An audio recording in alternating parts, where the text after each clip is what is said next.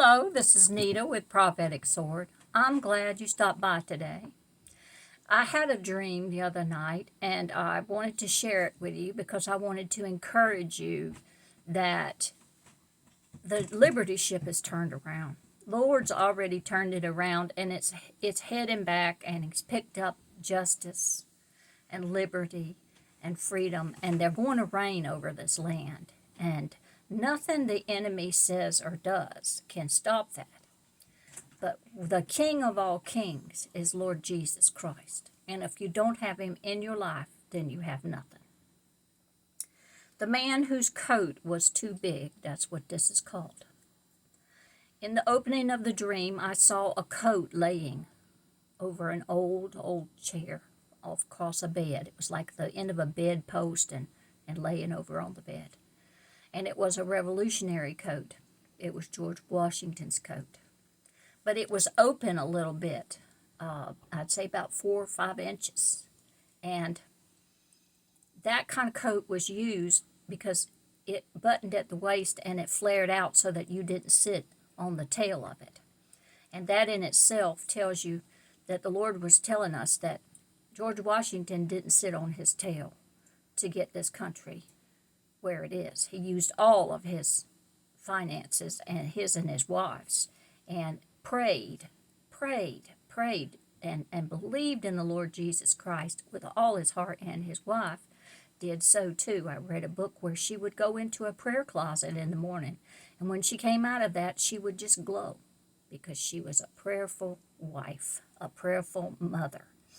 So this is how it started. So the coat's laying on the bed. There was a man who was so big in stature and compliment that he was too big for his coat.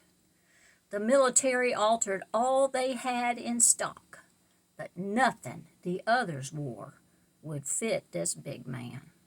He was a man of valor. He was in the fight thicket, but when he was not, he was a gentle giant.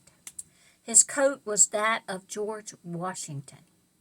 It looked just like George Washington's coat, and it buttoned at the waist, and it flared out.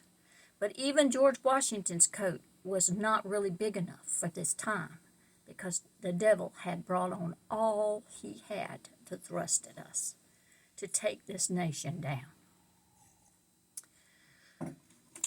The coat was that of George Washington, but even that one was too small for this man. For in these days of fight, the man chosen to lead the fight needed to be even larger than George Washington. You see, Trump has had to go through so much court battles and this and that. But have you noticed? He's not losing. And if you parallel that to King David, he was never caught. He was never murdered.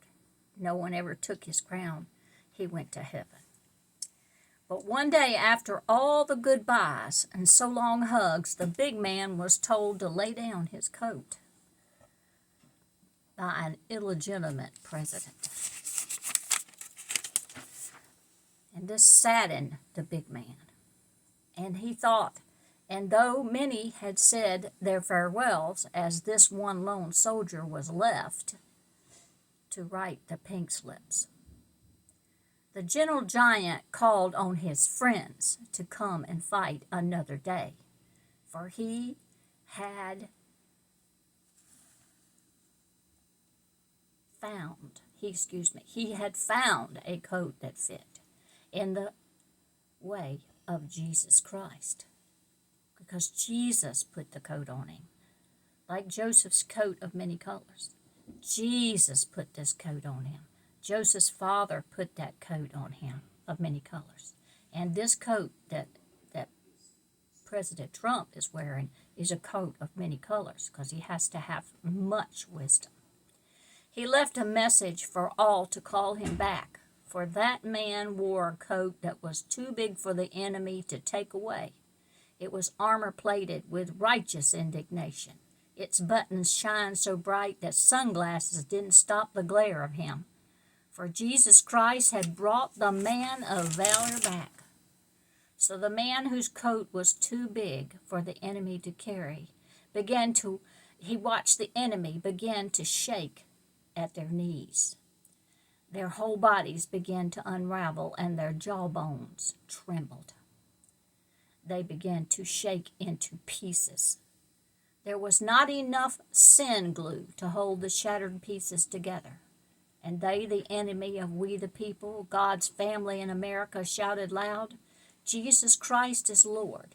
And the man with the coat that was too big for the enemy to throw away stepped up the stairs of the White House and resumed his rightful position. But this time he had the Spirit of the living God inside of him, and Jesus Christ was his guide. Up from the grave he arose, or a mighty foes, dropped them like giants of old, with the book of law and justice in his hand. You see, President Trump's a lawful man, and a scroll written in blood, and an agreement long ago, stained with the blood of patriots, held in agreement with God and our Father, the Constitution of the United States of America. What happened to the enemy? Some fell down in terror, sobbing and shaking, for they knew they were done for. They had chased the devil's lies around like the mulberry bush until they crawled and slithered like snakes, and everyone could see they were snakes. Now they could not hide behind the truth revealed.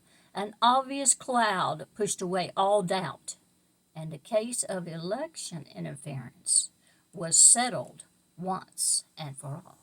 You see, we have Jesus, and he's taking care of us, and God is leading our nation. He made us to take the gospel unto all the world, and we need to finish doing that. We need to look at Kenneth Copeland and Jesse Duplantis and Robin Bullock and Timothy Dixon and Kent Christmas and Hank Kunneman on the Victory channels. We need to put our hearts and minds and get behind them, those that are flying all over the world to take the gospel. And then there are those right here in the United States that need to be told about Jesus Christ.